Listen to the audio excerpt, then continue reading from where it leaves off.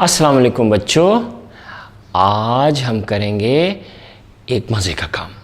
और वो काम ये है कि हम सवालों के जवाब देंगे।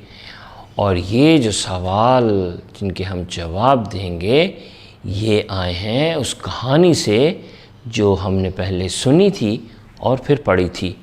उसका नाम था बाग़ अच्छा है। बाग़ अच्छा है। तो अब लेते हैं अपना पहला सवाल। सवाल ये है, अहमद कितने कितने कितने कितने कितने साल का है? अहमद कितने साल का है? अहमद कितने साल का है? कुछ याद है आपको? अहमद कितने साल का है? 4। गुड, शाबाश। और ये रहा इसका जवाब कहानी में से। अहमद 4 साल का है। आप भी कहें, अहमद 4 साल का है। अहमद 4 साल का है। चलिए शाबाश। आप ये सवाल और जवाब अपनी कॉपी में लिखिए। अब हम आते हैं अगले सवाल पे।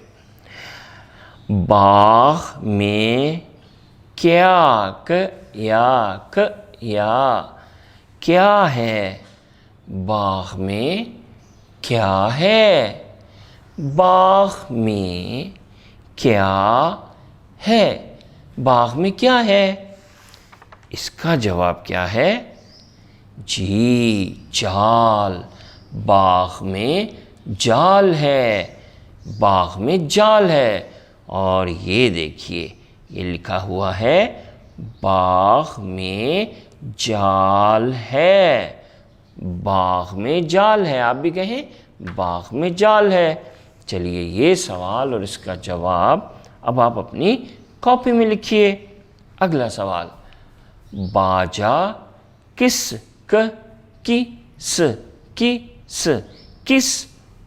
का है? बाजा किसका है? तो किसका है बाजा? याद है आपको?